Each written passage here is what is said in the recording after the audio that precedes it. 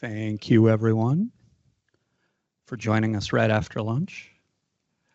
Help me welcome Matt Petersen, capability, how do we describe this? Global Sales Management Capability Lead at Cargill. Matt brings deep real-world experience applying business architecture to shape and scale in a complex global enterprise. Does that sound like yesterday? Probably sounds better than the truth, but that's okay. We'll let Matt take it away. Thank you for being with us. Thank you. Welcome, everybody. I'm Matt Petersen. I'm excited to be here. I see some familiar faces. Today I'll be talking about, I'd say, a live and active case study. So this is not going to be a reflection on the past 24 months of change we're making, but this is a live, active thing within Cargill, looking at how to leverage business capabilities to activate our strategy. So, I think most organizations don't fail at business capability modeling. Like, they fail at really driving behavior change. Cargill went down this path a few years ago with Linda Finley. Scott, you were part of this as well, creating business capability models and trying to really drive the business more from an IT out perspective. We're going through some fundamental changes, and what you'll see is really driving business capabilities as a key activator for our strategy. And I'll spend the next 45 minutes or so just walking through that journey. It's going to be pretty practical in terms of the case study. And I'll share that perspective from my lens as a business capability owner. So my background, I'm not an architect. Hopefully it doesn't disappoint you. Work a lot with architecture, but my role in owning that capability for Cargill globally, how that's been rolled out, what's working well, what's not, some of the basics of how we're deploying it to really, getting back to the change of behavior. There's a lot of things we're trying to do to get this embedded in a really different way. So that's what we'll cover today. And it's a smaller group. I know, I've got some content. We could try to keep it interactive if you want to jump in, or we can have questions later. We can play it by ear.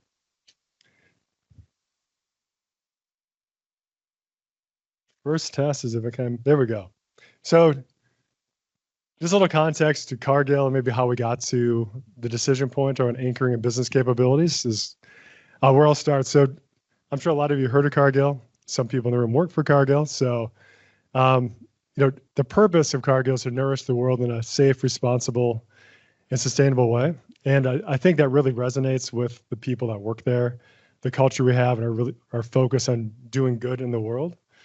We do that all over the place. So you'll see we have 155,000 employees across 70 countries, 125 markets, 106 years old. So we've been around for a long time. So getting back to change, change can be really difficult with learned behavior. Things you may not know, we have about 1,600 brands that are owned by Cargill, about 1,500 scientists and innovators around the world helping to drive and create new products and create value for our customers. Some interesting things, we have more ships than the U.S. Navy. We have the largest fleet of trucks in North America. About 3/4 of the world's food supply touches our supply chain at any given point in time. So we're pretty important in feeding the world, so we take that purpose really seriously. Brands like Nestle, McDonald's, Costco, Pepsi rely on us every day to create value for their customers. So I think just the size and scale is pretty impressive, and it's a little bit of context for some of the complexity and the change that we're going to be making. I focus on the sales space, so I tend to think a lot about our customers. So just a little context around who they are. We're really getting back to 75% of this world's food supply touches the supply chain.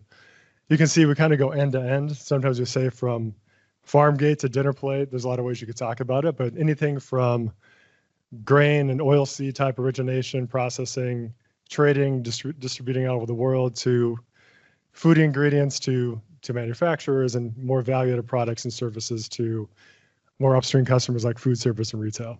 We do a little bit of what we would call B2B to C on the consumer side, but not a whole lot of direct to consumer.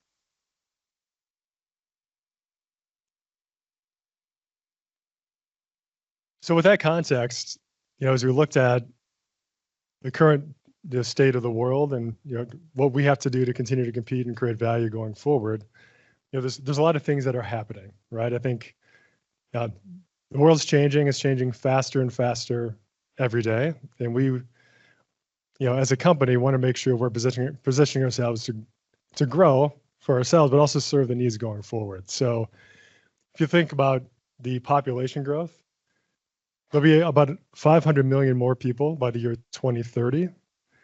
That will require about 50 metric tons of agricultural commodities every year to feed them. So in terms of growth, that's pretty significant impact and strain on our agricultural system. The middle class will grow about 55% against an aging population. And that creates new trends and opportunities around proteins becoming a really big thing, healthier ingredients and products and services that serve those emerging populations. So a lot of opportunity, I think. Hey, good to see you, Dan. As you think about the challenges, we're not the only ones playing in this space. So our competitors are thinking the same way. They're agile, they're trying to move fast. And our ability to compete and move faster has to coincide with that. And I think every day we have different market disruptions, geopolitical volatility, even the last couple of weeks we've seen some of that, which really impacts global food supply chains and systems, availability of commodities. It gets really complicated for our customers, and they rely on us to really solve those issues for them. So as we looked at those changes, I think, as a company, we really believe we sit at the center of the supply chain and can compete, and we have an obligation almost to the world to figure out how to solve these issues. So we really think about this as an extraordinary opportunity for us. We've got a lot of great assets. You can see that on the left-hand side that we think are our strengths at the core. We also know that we've got 160 years of maybe an operating model that was relatively independent. We were really complex, decision rights not super clear. Our ability to respond to the changes that are happening in the world became much slower, more costly. Our ability to compete really kind of came into question. So, how we're going to win, really three key themes here. Growing with customers, which we'll spend a little more time on through examples. That's the space I focus primarily on. Strengthening our core is really driving efficiency end to end. And the new markets and emerging markets. We talked about some of the changes happening in the world, which creates opportunities to look at those markets differently. Growing with customers really sits at the core around who we are and who we want to be going forward. And we put customers at the center. It's a pretty big change from, I would argue, 160 years of really being a product-centric company, pushing products out in a really disparate way to really starting with our customer first and working backwards. And that has a really big impact on how we think of the business capabilities that we need to enable that.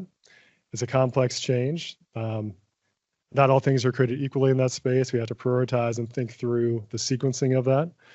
But if we think about the portfolio of products and capabilities we have to serve our customers, it's vast, it's enormous, but really disjointed and fragmented.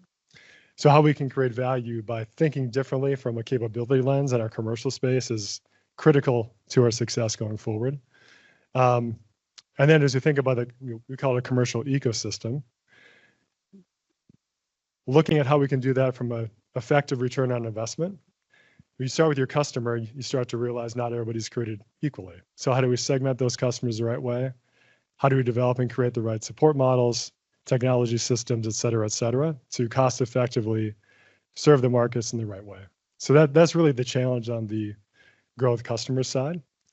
So that's just a little context to Cargill and some of the changes today. But I think as we get into the connection to business capabilities, one of the really cool things that we're doing is this quote is from our Chief Information and Digital Officer, who's a sponsor of the capability model. As part of a strategy rollout, this is front and center on our landing page for a strategy. This is a critical enabler. It's addressing some of those challenges that I've identified before. So this is not a hidden thing that we're trying to push from behind the scenes. This was for us to really think differently, to think about how we own capabilities, how we develop capabilities, how we operationalize our capabilities, it has to be led from the top down. And that's a fundamental change that I think is helping us with that change management component. And that's a pretty bold move from us. We historically have operated with a lot of autonomy to bring the agility. Where we have the opportunity to take more of the top-down approach, I think we're recognizing we have to do that. And this is like one of 4 things we're doing. So the visibility is pretty cool. And what I'll walk through and use some examples is just a high-level view of that framework, how we're bringing it together. Some of it will seem fairly, you can nod your head, you get it. But as we talk through examples and you have some questions, we can talk through the change curve on that. I'd say it hasn't been easy, but we are getting there. So we talk about a framework. What is it? I think part of it is just getting a common language. So there's a lot of ways you can define a capability. This is how we've defined what a capability is. It raises a lot of questions. How does it relate to a process, as an example? What does it really mean to look at a capability from a strategic perspective? But it is driving the right kind of discussion, and there's a lot of detail that is framed underneath this. What it really leads, though, into is the right-hand side. We talk about accountability and ownership. Historically, that's been really fragmented and spread out. Lots of decision rights, which means a lot of redundancy, a lot of duplicate investments. In certain cases, lack of clarity on roadmap, which just adds more and more complexity over time. So, easy to understand what a capability is. We've got a model. What it really means is us working really differently. Creating a fit-for-purpose organization and focusing, prioritizing what matters. I'll get into how we selected the capabilities, where the ownership sits, those kind of things. But that is a fundamental shift, and it's creating tension. And we want to have that healthy tension in the organization. I think there's a good intent to be healthy. It's not always the healthiest, but working across with different executive teams, different operational teams, technology teams, process teams to bring this together has been, I think it's been a lot of hard work. It's been a lot of fun, still a lot of ways to go. But I think that right-hand side is the most critical part.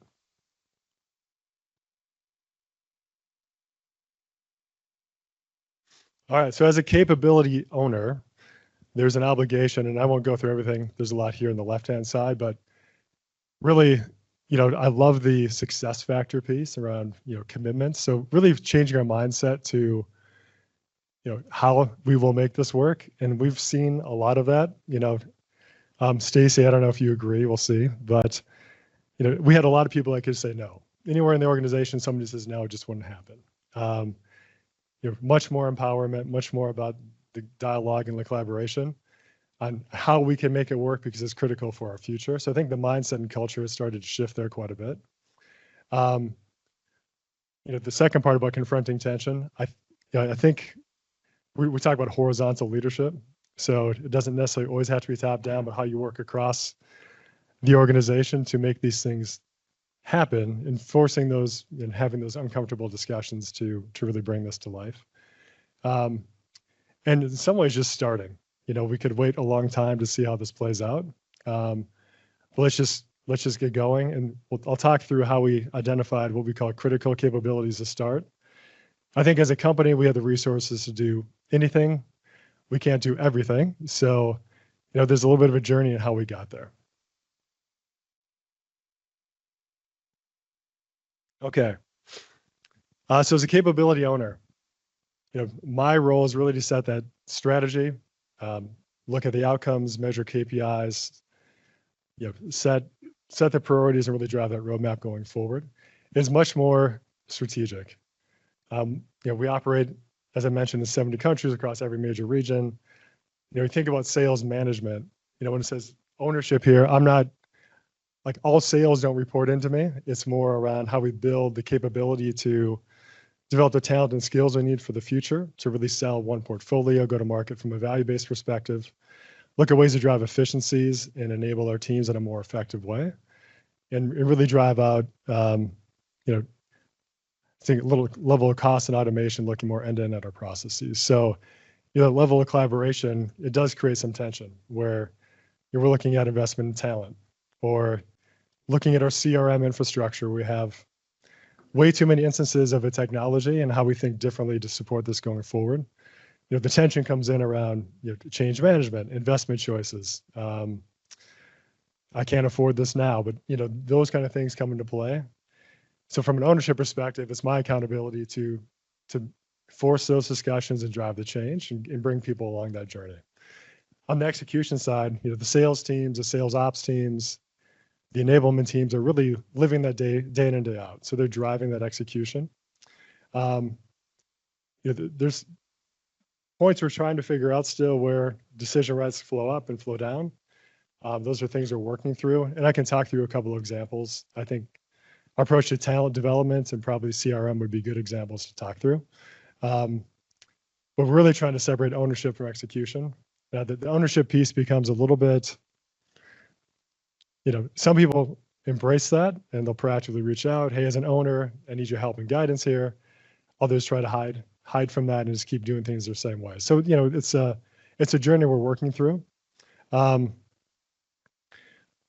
get into a couple examples here in a minute that might help bring some of this to life. To the point we can't do everything.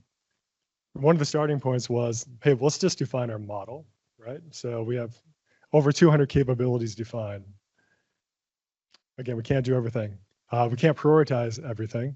So how do we start to think about which ones you want to focus on? We organized by 3 enterprises or 3 major business units. So each business really took that model and looked at what they had to do to drive success against our strategy for 2030.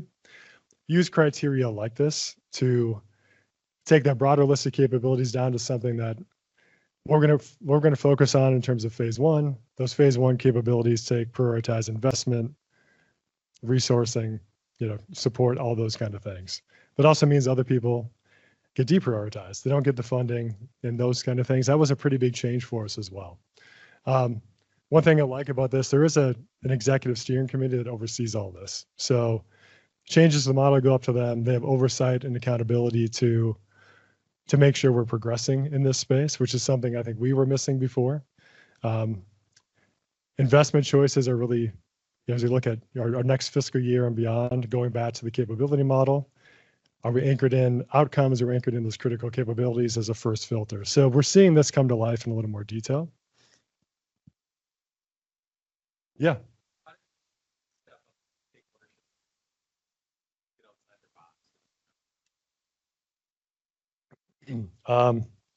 Well, I think it's a mix of things, right? I think generally we didn't have a lot of trouble with that. I think some people are voluntold. For me, I work for our chief customer officer, and I sit in a global role. We already doing some level of capability work. So for me and my peers, we kind of just elevated into that role naturally. I think for others, it was a little bit of who should do it. So almost a competition around that. This is on the back of a new strategy refresh that we put together. So as we rolled that out, there was a lot of change that was happening. So really looking at individuals that are connected into the business that have a level of influence or role already. In many cases, a natural extension. In other cases, it was either voluntold or some kind of a competition. But I'm not aware of anybody who really shied away from it. There's been a lot of support, a lot of visible support from our executive team, our strategy leadership to make this visible. It really provides support for the leaders and the owners of the capability. So it wasn't as difficult as you might think. Yeah. Yep. That's right. Yeah. It was actually, I think for some people, it was, I really want this, hopefully I land in that role. So this is just a snapshot of, how we went through that filtering process. So sales management capability is one of those 29 that was prioritized. So I'm fortunate. That means I get access to resources and funding in different ways, which has been super helpful for me. We've largely started with those 29. We're starting to work a little bit further up this chain, but a lot of our capabilities are good enough for us to succeed going forward, at least in the foreseeable future. other ones we have to move faster on. So as we look at anchoring our customers, the commercial space is one that comes top of mind. This is one part of the model, just sharing for a view. I think a little bit back to your question on ownership. One of the big discussion points was, is it global across Cargill? Does the capability sit within one of our enterprises or businesses? Should it sit deeper in the organization? And there was a lot of debate and discussion around that.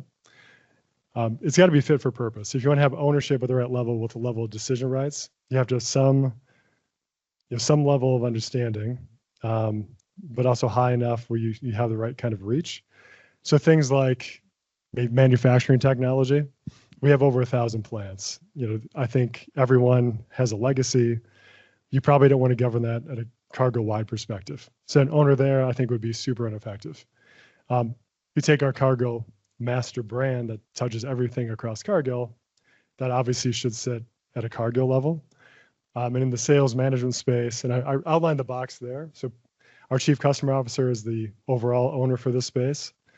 I'm accountable for sales management. I have peers that own those other areas. We're taking more of a business by business view, enterprise view.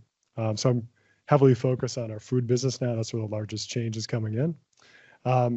But as you think about that commercial capability and connecting our ecosystem together, as owners, we're working really tightly to make sure we're sequencing these priorities. We're looking at our investment roadmaps together. So things like commercial strategy and planning, a lot of that gets into segmenting our customers, looking at our channels, getting into service levels, which has a knock-on effect to expectations of our sales team, how we enable them to be successful, the supporting processes that drive the channel and segmentation model. So as we're standing ownership up, how we collaborate even as owners becomes really, really vital in this model.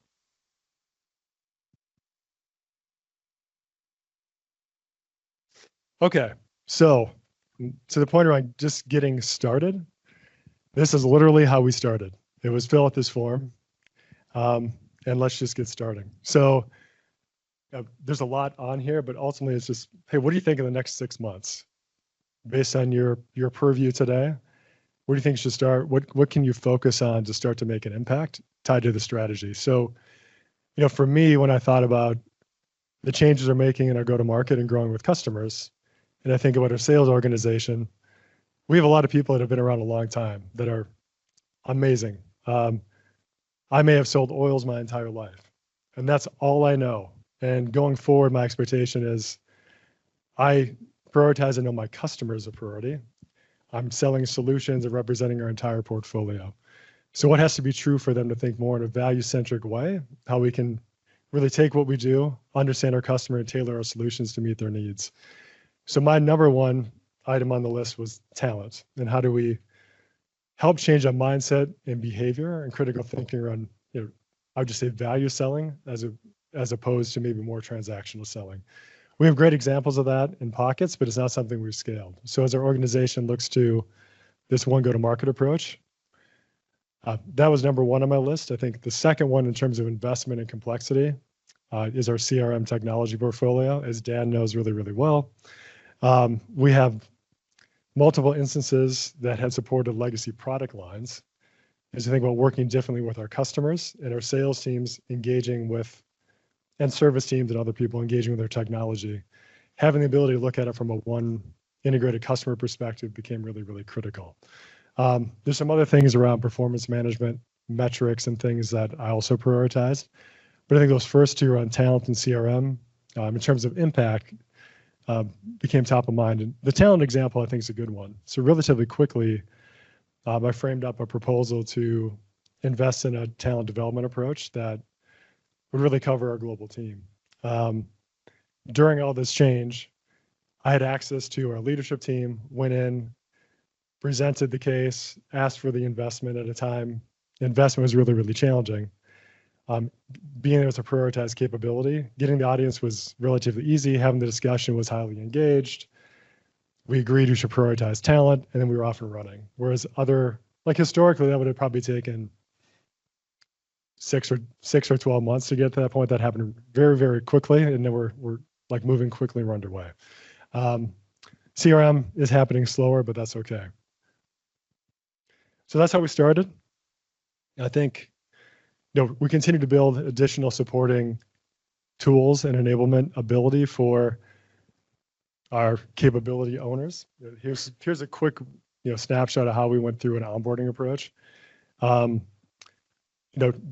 6-month outcomes in the middle, that's where I started. As we matured a little bit, there's a little bit more around support on the left-hand side. We have 3 of our capability areas that have kind of a pilot of very extensive support through an integrated team. Think of it like an agile team with HR and finance and others that are going deeper around assessments and current state and really trying to set a foundation through a playbook. I think where we had, in the commercial space, been looking at capabilities in a different way for a while, we sort of hit the ground running with that middle piece. But what we're finding is the playbook and the supporting tools and other support are helping maybe newer capability owners get their head around things, having a more common way, restructuring outcomes and deliverables for communication, which is helping to land the capability model more clearly in the organization.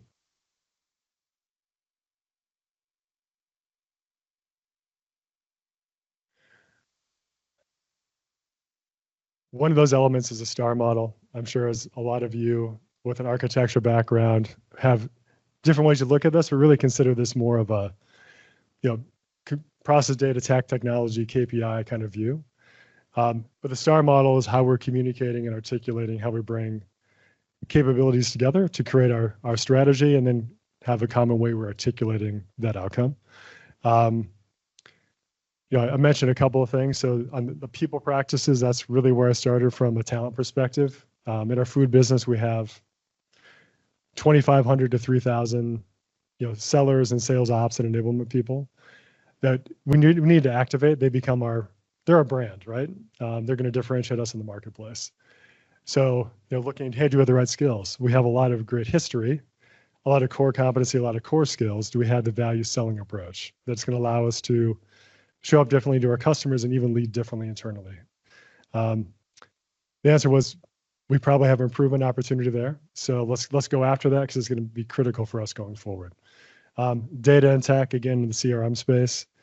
I'd say a decent investment given kind of the fragmented infrastructure.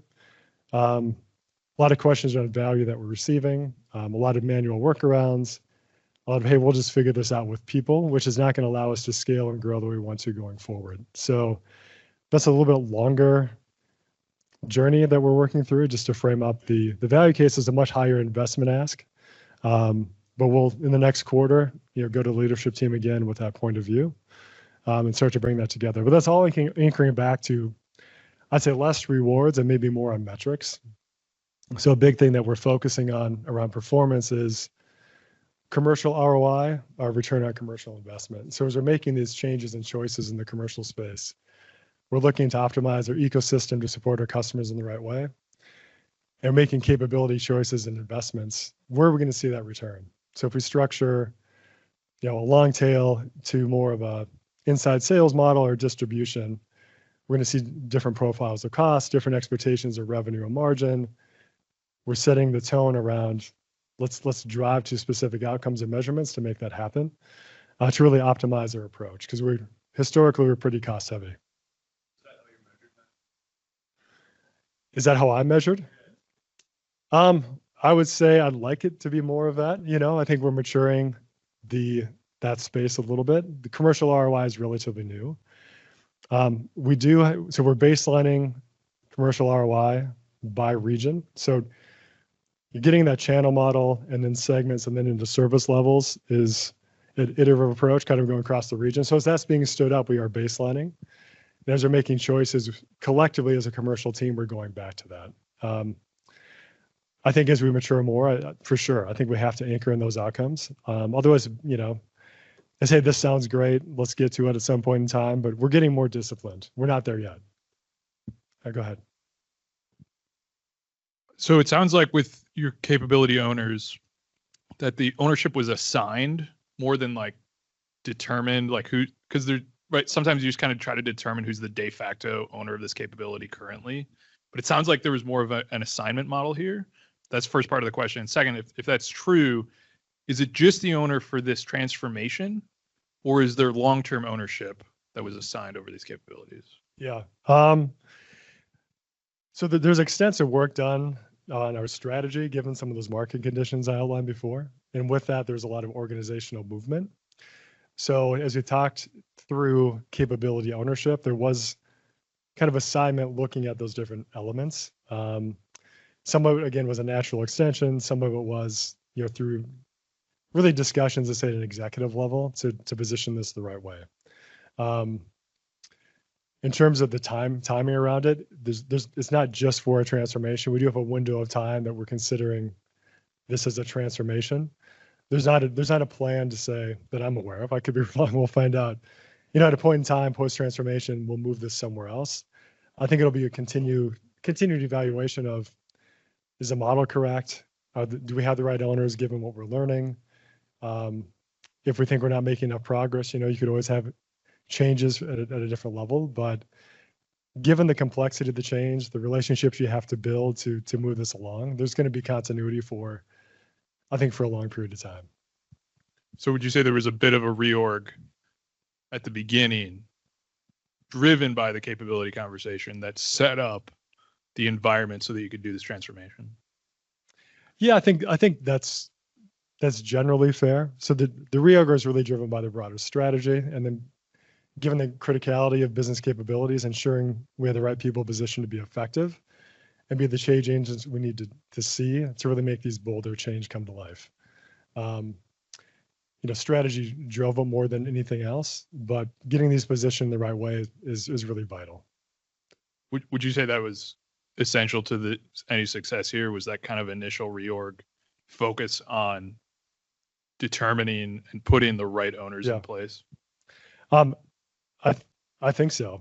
I think committing to capabilities, committing to ownership, being declarative around what ownership means, and you're really enforcing some of those decision rights was a fundamental change to how we work. So really the strategy, along with organizational change, setting up capability owners for success, having strong executive sponsorship, having it being a fundamental component of strategy execution that's highly visible. All those things come into play. And then you get into individual capabilities, prioritization. You'll see some that are moving faster, that are more visible. But really trying to highlight successes as they come through that we can then share to continue to make the capability model effective. Is that helping? Absolutely. Yeah. No, that's great. Thank you. Yeah, sure. Okay. I just have a couple other examples here, and we can get into more detail as you want to, but a lot on this slide. Really, the point is we went from that one pager, 0 to 6 months, to having a little kickoff structure with each of the capability owners, to leveraging a STAR model, to a really comprehensive playbook that is really meant to be fit for purpose for where people are. This is not a mandate. You have to check every box here. It's meant to be a guide to help the owners meet them where they are, which I think has been really effective. Some people, I think, really need the structure and support to kind of work through all the detail. Others are just kind of off and running. But in terms of kind of the bolder play, anchoring and capability, getting back to the need to drive a change in mindset and behavior, these kind of things help because it makes it real. It makes it visible. There's some substance to it. It's not pushing bottom up. This is very much a supported top-down approach. I believe so. Yeah. Go ahead.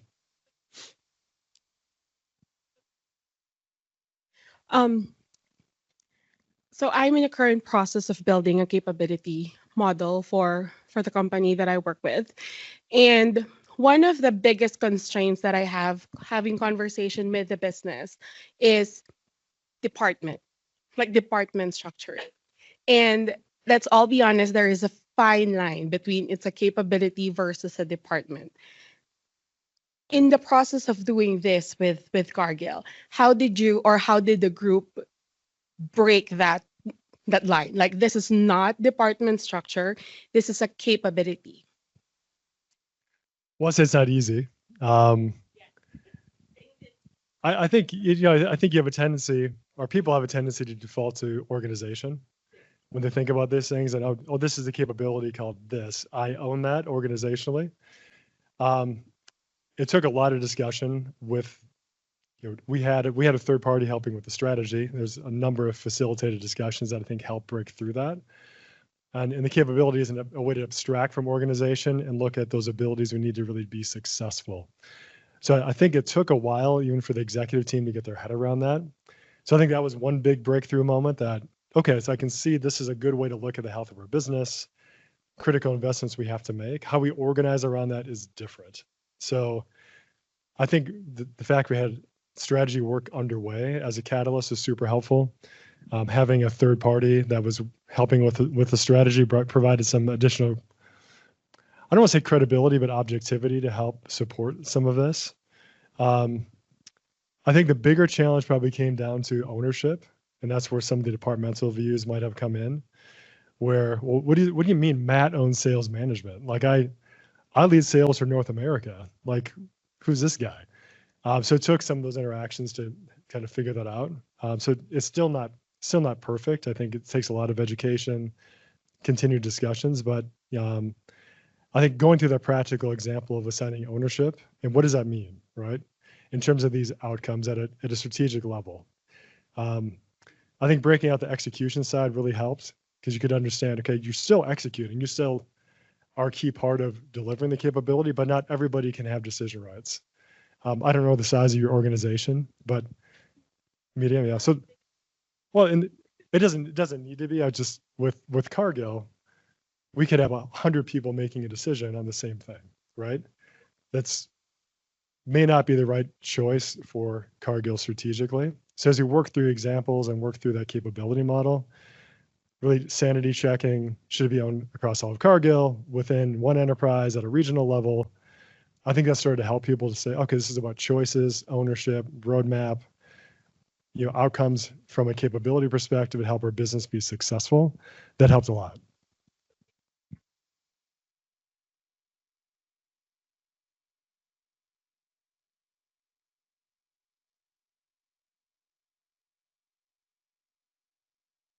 Mm-hmm.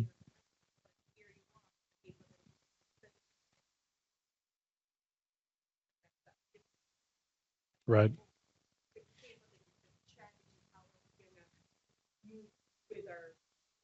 Yep. Yeah, and at least on the sales side, there wasn't a lot of debate with if I own global sales or not, right? So I think that was okay. But what it actually helped with, given the amount of change we're going through, and given our focus on really reorienting around the customer, there's a ton of work happening in the regions, right? So in some ways, I think it's allowed our regional teams to keep their head down, focus on the changes that have to happen, focus on the customer leading their teams and having a way to elevate, their view of more strategic issues, challenges, and opportunities to have help and support to shape that, right? None of this is, top down only, it's a lot of collaboration. So kind of working through those examples, even CRM, there's a more urgency in North America around some challenges there. Having an avenue to say, hey, we're going to deal with some near-term things to help make this work. We trust you to work through the organization to have a more strategic view. Go do that. Keep me in the loop. I come back. I'm going to have to pay for some of that, so I want to know the case. But I'm going to really focus on delivering what I have to do today. So as you bring it to life, it helped a lot as well. Yeah, go ahead. Yeah. So one of the struggles I've seen in the past is, you mentioned you have 200 capabilities, and I'm sure you've got them organized hierarchically. So when it comes to ownership, are you consistent with where the ownership lies within the layers of that hierarchy?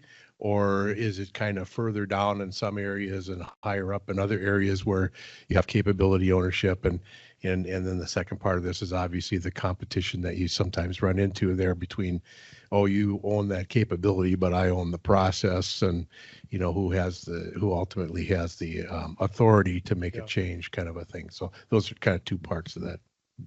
So for the first question,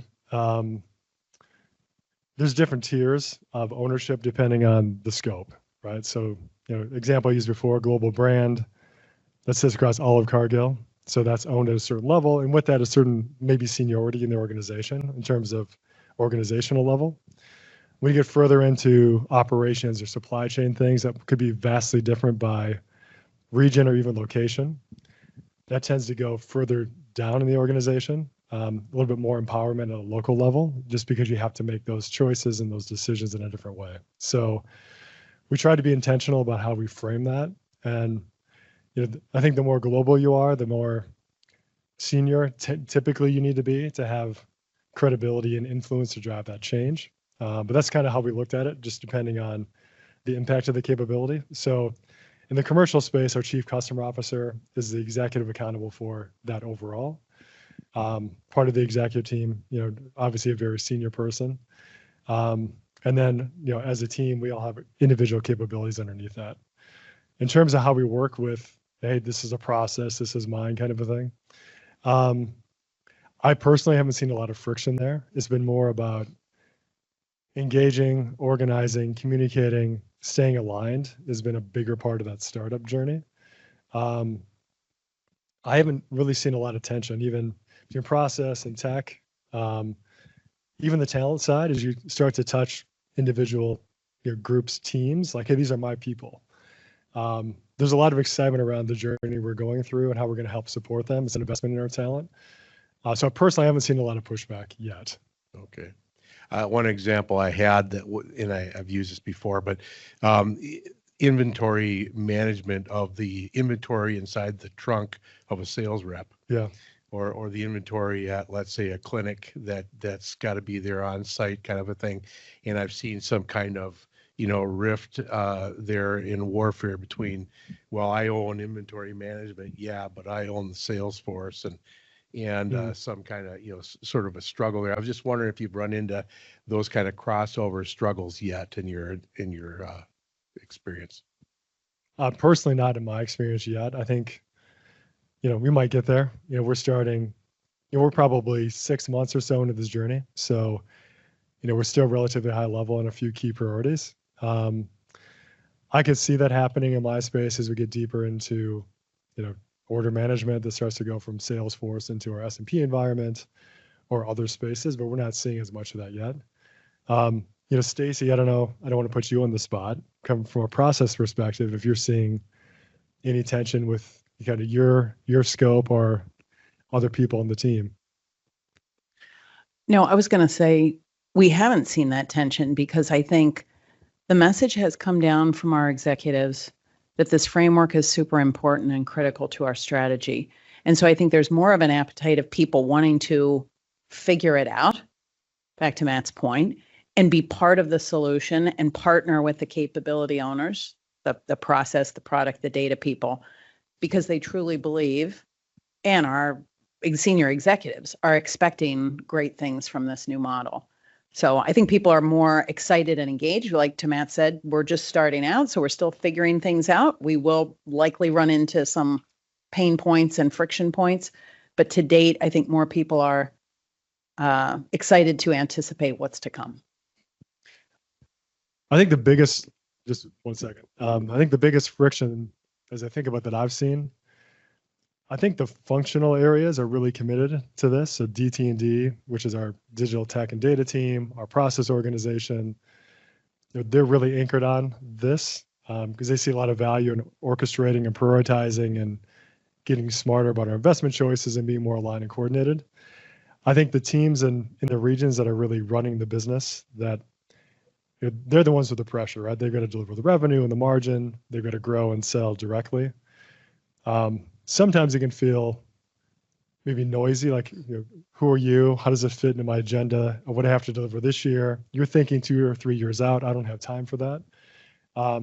It's not that transparent, but I think, hey, I've got stuff going on. I want to make sure there's value in what we're doing. So I see more tension there. And it's not bad tension. It's just the reality we have a business to run. We're trying to think further ahead and how we drive that change. Yeah, go ahead. You may have addressed this a little bit with some of the comments about just the general structure, starting from strategy and kind of how you're measured as a capability owner. But I was thinking about one section you had on your slide about there's from what I interpreted, kind of a short-term, long-term tranche to the funding for capabilities. Mhm. In a lot of organizations, your planning process is very much, tell us what you're going to do, tell us how much it's going to cost, tell us how much we're going to get from it, and we'll give you enough to just do that. In other words, get really good at investing in scope, and it'll go away. Yeah. And so the habit is, when are we done? When are we done? When are we done? It's totally different with capabilities, because capabilities persist. They're never going to go away. So I guess a couple questions. One, was that one of the challenges that you had to overcome? And if so, how are you finding that kind of change in funding approach? Because it requires a different level of trust from the people giving the money to the owners, the Yeah. ability to kind of, well, we're going to manage the scope with what we see as appropriate based on the environment in front of us. Yeah. I would say it does require a different level of trust, and I don't think we have that figured out yet. I mean, to be candid, right? So, creating the ambition is we create longer term views around investment choices and requirements to drive that capability to support strategy. I think the vast majority of us are 6 months in, getting things started, so we don't just plan, like, let's start to get things done.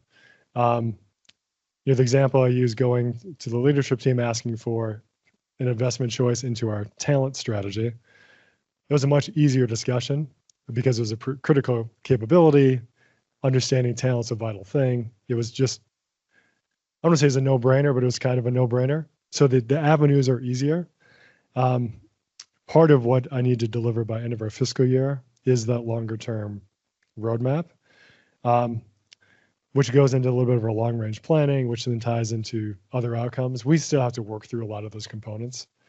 But to your point, the critical elements of different capabilities could change over time.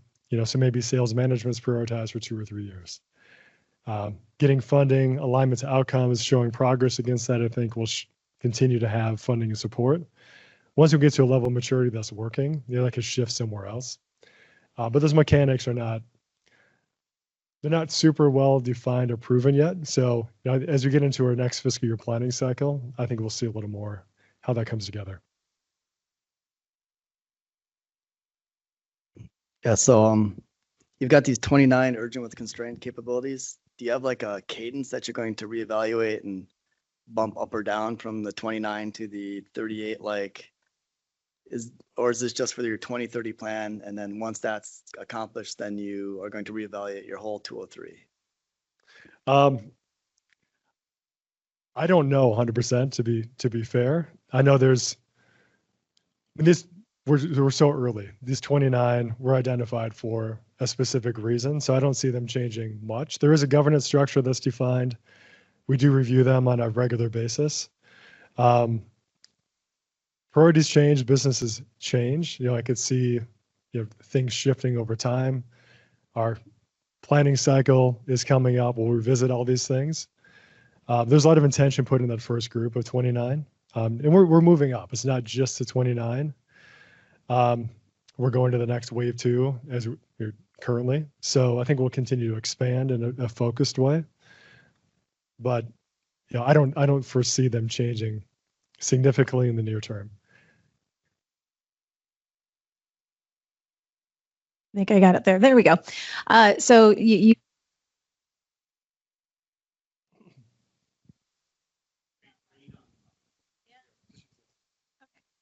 Thank you. You had mentioned you did this work with a third party, and that perked my ears up, especially when I see framework governance on there. One of the challenges I've had has not necessarily been as much with my internal business partners, but more so with our implementation partners.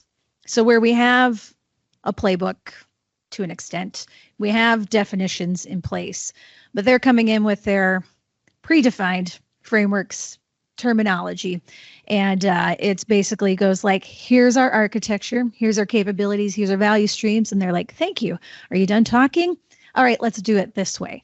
So I can only imagine the amount of programs and projects that you have planned between now and this 2030 roadmap that you have. I guess how have you addressed that with a variety of SIs that happen to come through, or how do you plan to navigate that and maintain quality of your capabilities going forward? I'll do my best to answer that. If I don't, let me know. So I think even defining the capability model and the framework, there was a third party involved, but it's a very much cargo-led approach.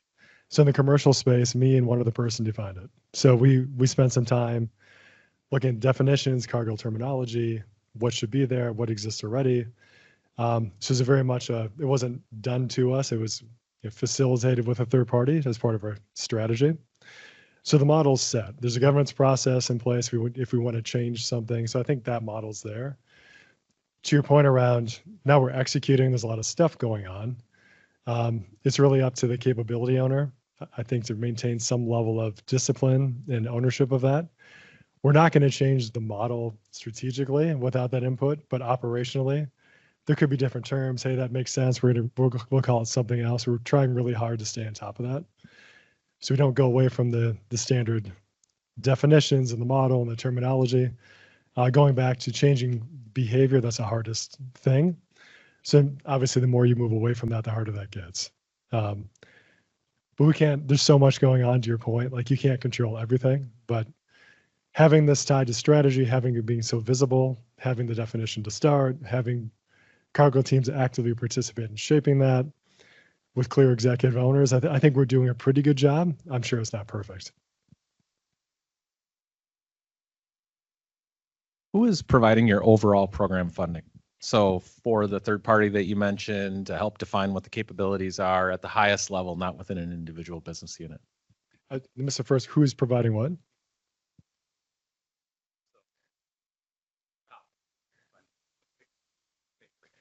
Not me. Yeah, so this was as a cargo strategy came from the executive team, kind of a board level process.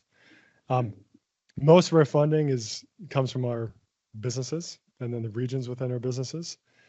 So we take any kind of overhead and we allocate that out. Things like this come from a kind of a central pool, especially when it came to strategy. So yeah, yep.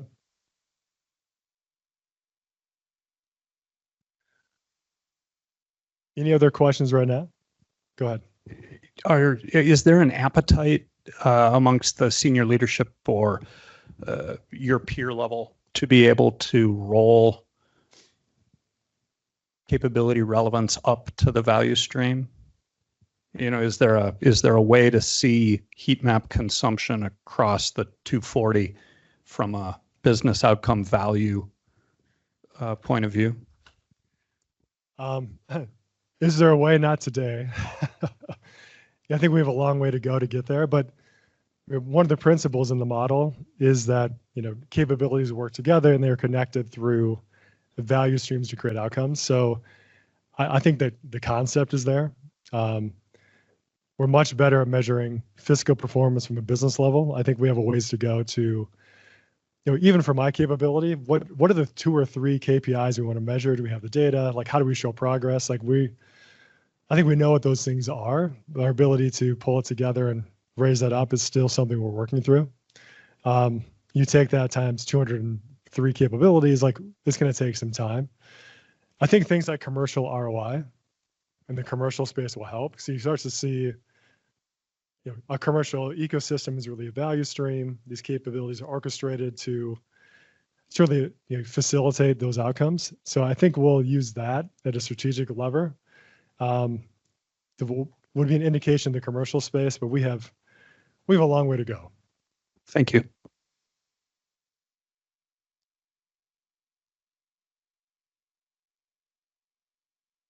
Well, you started it, Linda.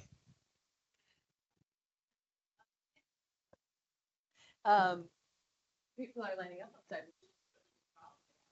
But is there one last comment? I would just say, hey, thank you. If you want to reach out, LinkedIn, whatever, happy to discuss in more detail. So thanks, everybody.